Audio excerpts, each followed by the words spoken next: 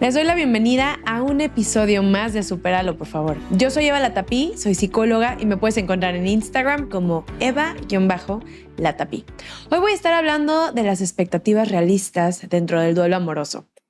Llevo más de 10 años trabajando como terapeuta de duelo después del desamor y he recopilado ciertas ideas que tenemos cuando estamos atravesando el duelo. Estas expectativas que son poco realistas, lejos de ayudarnos a superarlo o esa presión que nos ponen estas expectativas, ayudarnos a elaborarlo de una forma más rápida, realmente lo que hacen es que solo nos generan mucha culpa y nos genera mucha frustración porque sentimos que estamos elaborando el duelo de una forma errónea, que estamos atorados, atoradas, que a lo mejor no lo estamos llevando de una forma saludable y nos podemos sentir con mucha frustración y sobre todo mucha culpa. Parte del trabajo que hago, tanto aquí como en los talleres, como en los retiros, como en la membresía y los diferentes servicios que ofrezco como terapeuta, es poder hablar del duelo amoroso desde un lugar realista, poder normalizar qué es exactamente lo que debemos esperar y bueno, tal vez no de forma exacta, pero más o menos cuáles son las expectativas realistas. Si bien cada duelo va a ser único, personal, individual, cada quien lo va a vivir de una forma muy personal y no se pueden comparar duelos, es muy importante poder compartir ciertos aspectos que son expectativas cuando entramos dentro del duelo, porque muchas de las personas que me buscan, he tenido el privilegio de poder acompañar a cientos de personas en sus duelos, entre personas que vienen conmigo a citas, a los retiros, a los talleres, a muchas personas que vienen conmigo a la membresía y en los grupos de apoyo. Y he tenido la fortuna de poder acompañarles en estos duelos y eso me lleva a también entender que muchas veces me buscan porque sienten que algo están haciendo mal o que hay algo mal en su duelo y les cuesta mucho trabajo poder reconocer que es parte del duelo. Así que les junté unos puntos para poder hablar de cuáles son esas expectativas y me gustaría irlas hablando poco a poquito para poder, son varias, así que muy probablemente este sea un episodio que vamos a dividir en dos, pero quiero compartir, por ejemplo, la primera expectativa que es poco realista tiene que ver con el tiempo. Somos muy duros, muy duras con nosotros y nosotras mismas cuando estamos atravesando el duelo. Y la expectativa la menos realista que he escuchado y una que nos ponemos encima de una forma muy injusta está relacionada con cuánto tiempo debe de durar un duelo. No saben cuántas personas vienen conmigo y me dicen, Eva, no puede ser que todavía piense en él, todavía piense en ella, cuando ya pasó tanto tiempo, cuando se portó de cierta forma, no puede ser. Y sobre todo con el tiempo, con la cuestión del tiempo. Como Eva, ya llevo más de 2 meses, ya llevo 8 semanas, ya llevo tanto tiempo. O sea, ¿por qué sigo pensando en mi ex? ¿O por qué extraño a mi ex? Y es que, ¿por qué pensamos que el duelo tiene que tener un tiempo definido? ¿Por qué queremos a fuerza poder encontrar esa matemática exacta de cuánto debe de durar un duelo? Esto se los repito constantemente y sin embargo esa es como una de las cosas con las que más me topo. Además, algo que yo platico mucho es que el duelo no siempre va a ser igual. Y a veces cuando estamos en un bajón, sentimos que no estamos avanzando. Cuando volvemos a extrañar a nuestra expareja de la nada, o te encuentras algo que hace que te duela, o que le extrañes, o que le pienses, o de repente tienes no sé, una bofetada de recuerdos de tu ex y sientes que no has avanzado nada. Entonces empieza esta voz que es súper dura de no puede ser que no has avanzado, no puede ser que estés aquí, hay algo mal contigo, o sea, ya deberías de estar del otro lado, ya debería de verse así o asá en el momento en el que estás. Y esto solamente, ¿y qué es lo que pasa? Que el presionarnos por el tiempo de dónde deberíamos de estar en cuánto tiempo, solamente nos hace sentir culpables e incómodos. Empezamos a tener 2 problemas. 1, la culpa porque no debería estar así y 2, el dolor que ya estoy sintiendo. Entonces, en vez de transitar el dolor de una forma compasiva y amorosa, entonces me estoy recriminando, además del dolor, me estoy recriminando de que no debería de dolerme en este momento. Así que la primera expectativa realista es que no hay un tiempo definido y que incluso, por ejemplo, trabajo como Helen Fisher, muchas personas han intentado realmente poder ponerle un tiempo específico al duelo y autores como Helen Fisher, que tiene todo el estudio de cómo el desamor se vuelve como una adicción, el amor se vuelve una adicción, por ende en el desamor sentimos tantas sensaciones similares a los del el síndrome de abstinencia de una sustancia. Habla de que después de 8 meses todavía puede haber rastros fuertes de recuerdos de tu ex, o sea, que le pienses, que estés súper presente, que le extrañes, que todavía sientes que le amas. 8 meses. Puede ser, pero ojo, no significa que todo mundo a los 8 meses. Y también habla de que 17 meses tarda más o menos en poder que este recuerdo, cuando es muy fuerte, pueda ir disminuyendo. Pero esto no significa que, no quiero que con este mensaje, porque aparte yo no creo que sea tan preciso, o sea, les comparto trabajo de personas que admiro, como el de Helen Fisher, que habla de 17 meses. Pero para mí, desde mi experiencia como terapeuta de duelo, como terapeuta de pareja y especializándome después de tantos años en el tema del desamor, del duelo por desamor, yo les puedo asegurar que no hay un tiempo definido y que estamos intentando querer que el tiempo pase rápido y estamos pensando, algo que es muy importante, es que esto que estoy sintiendo me va a doler de esta intensidad todo este tiempo. Cuando hablamos de 17 meses, puede ser que 17 meses voy a extrañar hacia mi ex, 17 meses me va a doler, y yo les puedo asegurar algo. No van a ser así los 17 meses, si es que llegaran a ser 17 meses. Y otra cosa es que el dolor, la tristeza, la ansiedad, la angustia, el extrañar a tu ex y la sanación, todo viene en olas. No es la constante, no todo el tiempo estás extrañándole, no todo el tiempo estás pensándole. Tal vez en un inicio es la constante, pero estos episodios de extrañar, de doler, de ansiedad, son de todas estas emociones tan dolorosas que vienen con el duelo, son emociones que cada vez son menos constantes, menos largas y menos profundas. ¿A qué me refiero? Que el ejemplo que yo doy, por ejemplo, cuando estoy trabajando con los grupos de apoyo y hablamos de estos momentos, de estas etapas, de estas crisis, de estos periodos, yo les digo que es como cuando tenemos en México decimos pluma o bolígrafo, no sé cómo le digan, lapicero, no sé cómo le digan o cómo le digas tú, pero cuando la tinta de mi pluma se está acabando, cada vez, digamos que si pinta de una forma constante, cada vez empieza a ser como más espaciado la tinta, cada vez va perdiendo intensidad y cada vez dura menos lo que dura la línea que estoy pintando. Entonces, de esta forma es lo mismo con el duelo. Los episodios de dolor, de incomodidad, cada vez son menos largos, menos profundos, menos dolorosos y menos constantes. O sea, cada vez están más espaciados. Puede ser que de repente, muchos meses después te acuerdes y te duela y puede ser que digas como, no puede ser, ya llevo tanto tiempo y estoy atorada o atorado en el duelo con mi ex. Es normal. Las heridas, inclusive las cicatrices que han sanado, vuelven a doler de vez en cuando. De repente te acordarás de esta expareja, pero yo te prometo que este dolor que tú estás sintiendo en algún punto va a ser un recuerdo. Este amor que tú estás sintiendo también va a ser un recuerdo. Y era algo que yo me repetía a mí en mi propio duelo y yo decía, no hay manera. O sea, ¿cómo esto va a ser? Siempre me va a doler. ¿Cómo esto me va a dejar de doler? Y mi cabeza me decía, no, yo sé la teoría y sé que deja de doler y se vuelve un recuerdo. Te acuerdas que te dolió, pero no te acuerdas cuánto te dolió. Te acuerdas que le amaste, pero no te acuerdas cuánto le amaste. Así que cuando hablamos de expectativas, la primera expectativa es el tiempo. Deja de presionarte de dónde deberías de estar. Sí, va a doler y quédate en el momento presente. Por más complicado que sea, y yo sé que este es un reto muy grande, pero quédate en el momento presente. Regresa a donde estás, porque de todos modos, la versión que se va a echar todos los demás días o todos los demás meses de este duelo, todavía no la conoces. Todavía no sabes quién va a ser.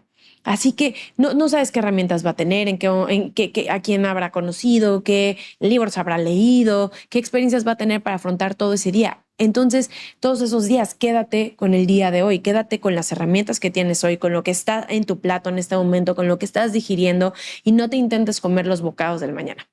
Así que paso número 1, no te estreses por el tiempo, no te estés presionando después de cómo deberías de estar. Ese creo que es de los regalos más bonitos que podemos darnos cuando estamos atravesando un duelo.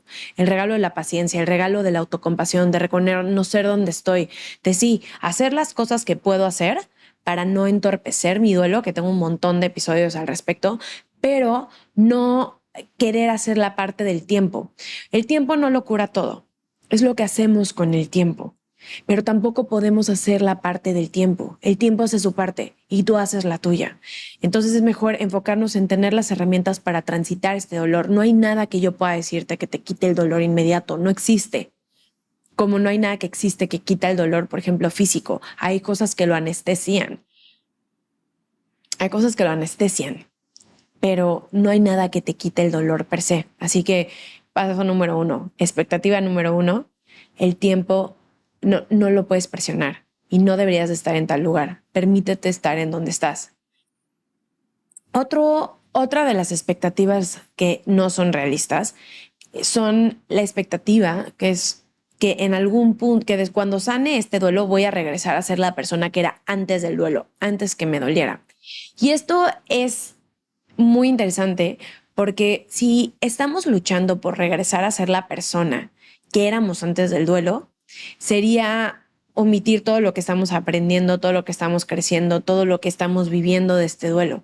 Muchas veces me encuentro con personas que vienen conmigo a consultas y quieren regresar a ser la persona, están luchando por regresar a ser la persona que eran.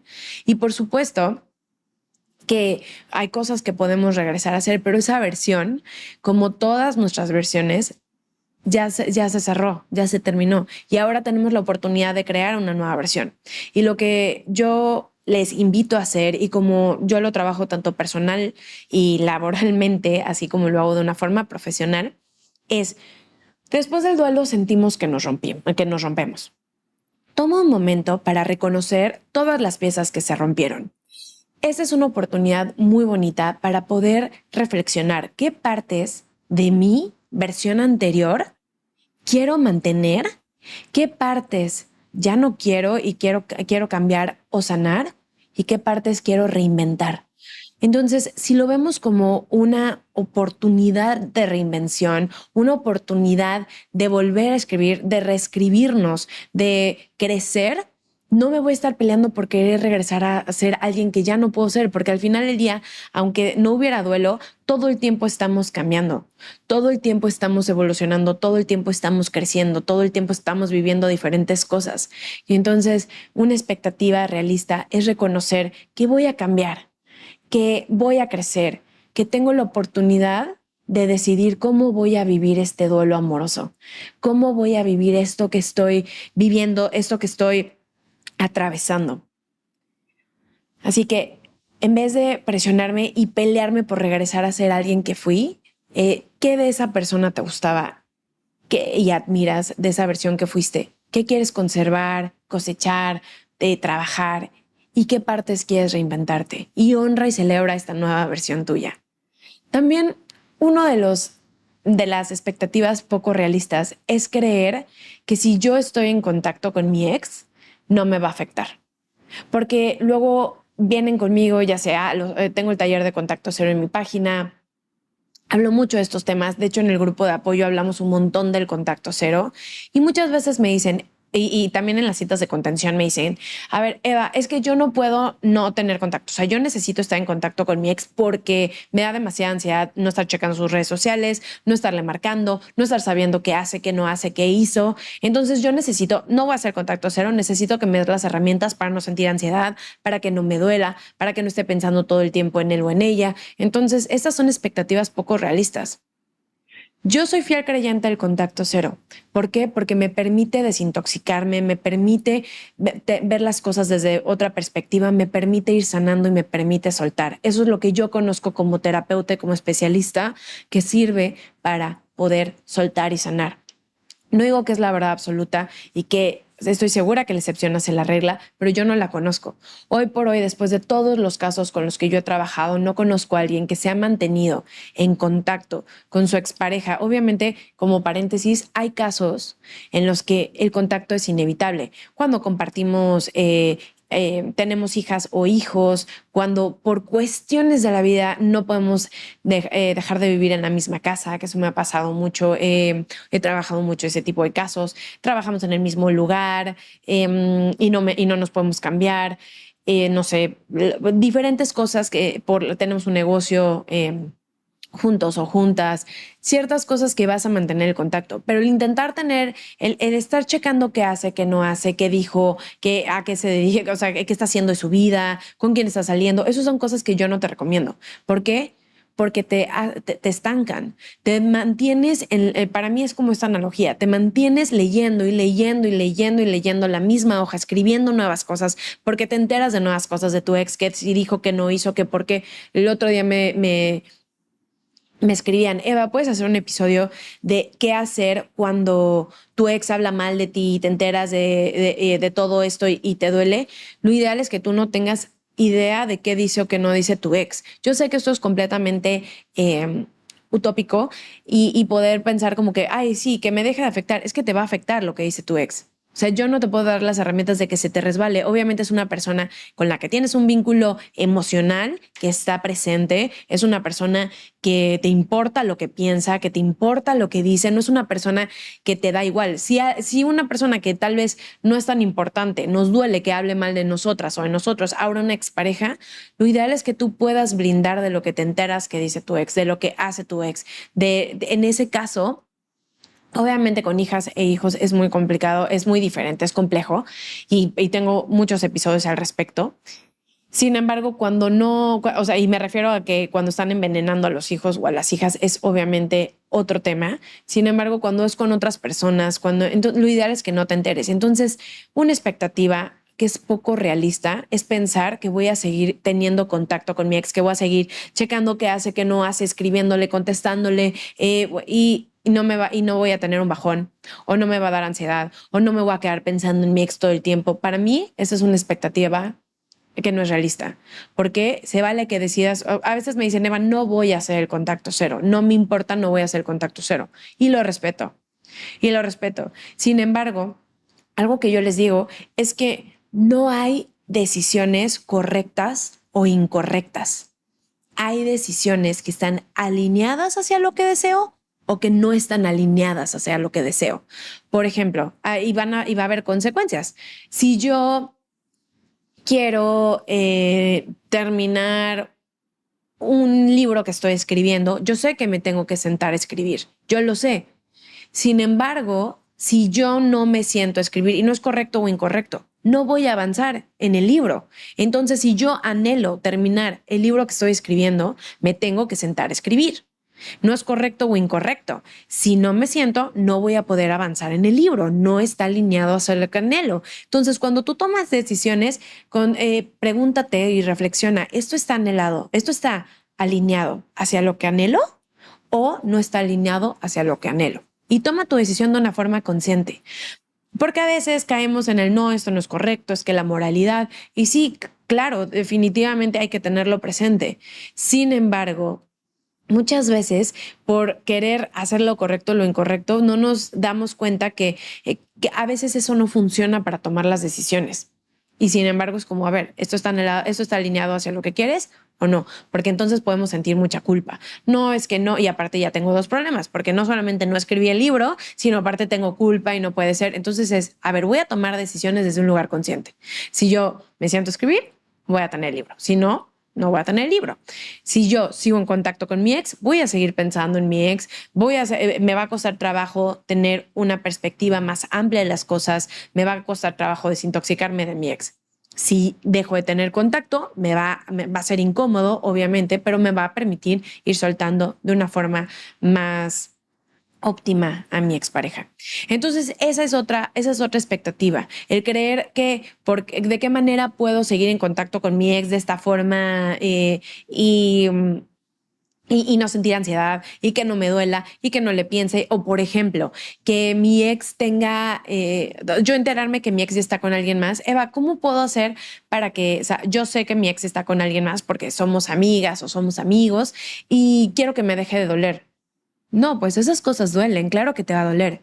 O sea, siento que estas expectativas, como les decía en un inicio, nos las ponemos tan altas que no alcanzamos y es como no puede ser, es que estoy mal yo, porque no debería importarme, porque yo ya entendí en la cabeza que ya no somos pareja, pero ¿por qué me sigue doliendo? ¿Por qué me sigue doliendo cuando le veo? ¿Por qué me sigue doliendo cuando me entero que está con alguien más? ¿Por qué te importa? Porque duele. Porque duelen estas cosas. Duele saber que la persona que amas, ya sea que tú decidas terminar la relación o la otra persona decide terminar la relación, enterarte que está con alguien más, saber que está con alguien más, te va a doler. Entonces, es poder decir, bueno, esa no es una expectativa realista. Y estas expectativas, el poder identificarlas, vienen desde la autocompasión, desde decir, claro que me va a doler. Porque a veces me dicen, es que me duele, me duele, me duele. Claro que te va a doler. ¿Por qué no te dolería? Déjate tú las expectativas. El proceso duele. El desamor duele. El proceso de ir sanando duele. A veces estamos sanando y a mí me pasó y lo escucho mucho que me dicen, me duele que le estoy dejando ir. Es lo más contradictorio que he sentido. ¿Por qué me duele dejarle ir?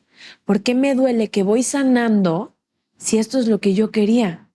Y también eso puede doler. Puede doler porque a veces ese dolor que te conecta a tu expareja es el último vínculo que te queda con tu expareja. Y duele. Y duele sanando. No le pasa a todo el mundo, pero lo he escuchado y a mí también me pasó. Entonces, el primer paso para normalizar el duelo es, claro que te va a doler. ¿Por qué no te dolería? Si te importó la persona, si le quisiste, si le entregaste, si te ilusionaste, si compartiste, si soñaste, si anhelaste, ¿por qué no te va a doler? Independientemente de cómo se portó la otra persona. Es que no me debería de doler porque esta persona hizo tal. Es que no me debería de doler porque lo que sea, porque A es igual a B. Es que el dolor no es lógico. Queremos racionalizar un dolor y el dolor no se puede racionalizar. La racionalización es un mecanismo de defensa. Quiero entenderlo y es uno que yo uso. Cuando algo me duele es como, a ver, a lo mejor sí lo entiendo, la racionalización o la intelectualización. A lo mejor sí lo entiendo. A lo mejor sí leo todos los libros. A lo mejor sí entiendo toda la teoría de todas las personas y entonces me va a dejar de doler. No te va a dejar de doler. Es parte de lo que intentamos hacer. No deja de doler, te da herramientas para atravesar el duelo, sí, pero no te quita el dolor. Y para ir terminando, porque sí les voy a hacer este episodio en dos partes porque son varias expectativas realistas, pero para ir terminando, la última expectativa poco realista de la que quiero hablar es pensar que si tú intentas reprimir lo que estás sintiendo, se va a ir. Si yo intento guardar todo en un cajón de mi corazón para no pensar en mi ex, para no hablarlo, para pensar que no pasó nada, aquí no está nada y lo intento barrer abajo del tapete y todo está bien. Cuando intento actuar como que nada pasó, entonces significa que me va a dejar de doler y no. Y esa es otra expectativa con la que vienen las personas conmigo y me dicen, Eva, es que ¿por qué? O sea, yo ya intenté no hablar de él, ya, de ella, intento que no me hablen, yo no quiero sentir, no quiero pensar, pero ¿por qué todavía me duele? ¿Por qué todavía está ahí? Y es porque no, si eso sirviera, si sirviera no hablar de las cosas para no sentirlas y entonces pudieran desaparecer, entonces yo no tendría este trabajo, pero no me importaría, porque a mí también me cuesta mucho trabajo atravesar lo que me duele y me encantaría poder dejar de pensar en eso para que me deje de doler. Me encantaría que simplemente por pensar en otra cosa el dolor desapareciera, pero no desaparece. Claro que podemos elaborarlo de diferentes formas, que es mucho de lo que yo comparto cuando en los talleres, cuando trabajamos en grupo, en las citas, dependiendo del caso, obviamente. Sin embargo, hay una frase de Edith Eger que me encanta, que dice que lo contrario a depresión es expresión. Es poder expresar lo que me duele. Es poder reconocer dónde me duele para decir, esto me duele. Y sí, está bien, es parte de y es el duelo, pero no voy a intentar bloquearlo para no sentirlo pensando que ahí se va a ir. Porque estoy segura que todas las personas lo hemos intentado. Si tú estás escuchando esto, si tú estás viendo esto, estoy segura que en algún punto intentaste no pensarlo, no sentirlo para que desapareciera. Y no pasó. Y aquí estamos, porque eso no funciona. Entonces, una expectativa poco realista es creer si yo dejo de pensar en esto, entonces no me va a doler. Y te das cuenta que sí te duele. Y te vuelves a sentir con frustración, con culpa. No me debería de doler. ¿Por qué me está doliendo? Si ya intenté no pensar en eso. ¿Por qué me está doliendo?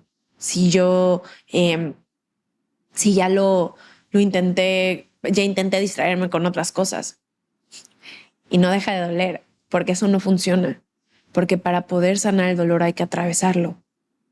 De nada sirve intentarme hacerla fuerte, entre comillas, que yo no siento, que yo no pienso como, ay, qué fuerte eres. ¿Cómo puede ser que después de tu duelo estés también? Y esto es algo como que pareciera que se celebra, pero en verdad desde mi punto de vista, es más valiente y más fuerte quien realmente se atreve a atravesar el duelo, porque el duelo duele. El duelo es muy desafiante, tiene muchos retos, es incómodo, te topas con fantasmas personales muy grandes y a la vez todas las personas atravesamos duelos todo el tiempo. Esta información yo la comparto sobre temas de pareja, porque es el tema que más me apasiona. Sin embargo, se los he platicado. Cuando alguien llega conmigo a sesión, ya sea porque es terapia, porque es una cita de contención, y escucho su historia, lo primero que yo intento identificar son los diferentes duelos que está atravesando. Si bien me buscan por duelo de pareja, puede ser que están atravesando duelo de identidad o bueno, es que migré, es que, no sé, perdí igual a la familia de mi ex. Son diferentes. Intento identificar las pérdidas. Al nombrarlas, al reconocerlas, comienzo a sanarlas. Porque a veces me dicen, bueno, sí, ¿cómo lo hago? Reconócelo, primer paso.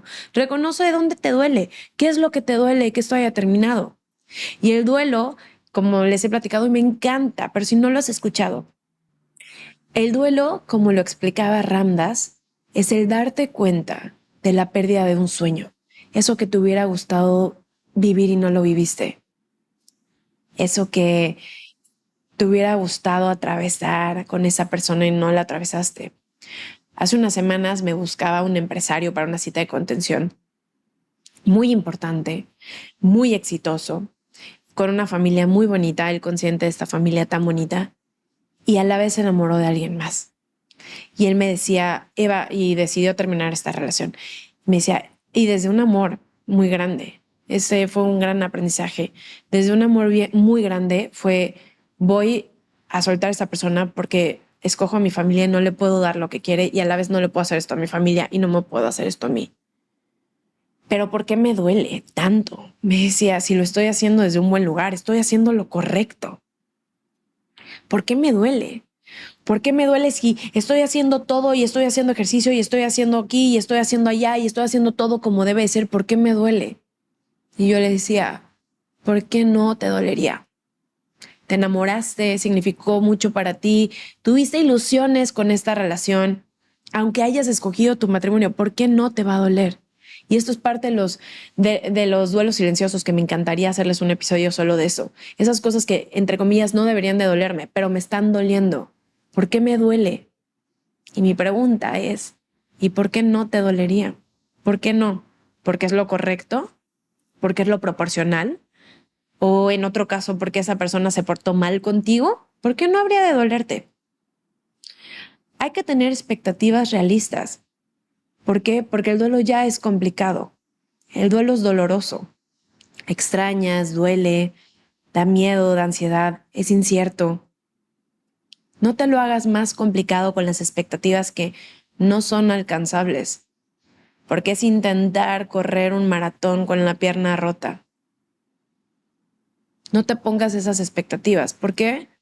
porque vas a sentir culpa, vas a sentir frustración, vas a sentir que no avanzas y vas a sentir que hay algo mal contigo.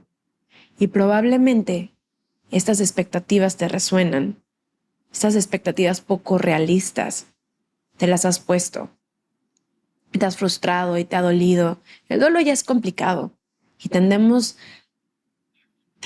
a ser tan duros y tan duras con nosotros y nosotras mismas que no vale la pena. Mi invitación es atravesar el duelo desde la compasión, desde la autocompasión, desde el amor propio, desde la paciencia, desde el ser realistas, desde el conocer qué es el duelo, dónde duele y por qué no dolería. Desde ahí, desde el poder transitar el dolor desde otro lugar y no desde esta voz regañona de dónde deberías de estar, cómo deberías de estar y cómo se debería de ver. Muchas veces es solo eso. Hace unos días tuve una cita de contención y cuando yo le decía para terminar la cita de contención, le pregunté, ¿cómo te quedas? Quiero saber cómo cierras tu cita de contención. Y me dio tanta emoción que me dijo, me siento en paz porque es la primera vez que me permito sentir este dolor. Me dijo algo dentro de las líneas porque no me acuerdo perfecto, pero me dijo, tú me diste el permiso de que esto me doliera y eso me liberó. Y empezaba por ahí, simplemente el darnos permiso de sentir, darnos permiso de que duela, sin todo esto de por qué no debería de dolerme y por qué no debería de estar aquí y por qué ya pasó tanto tiempo y por qué. O sea, si bien sí hay cosas que nos atoran en el duelo, 100%, y se las comparto constantemente.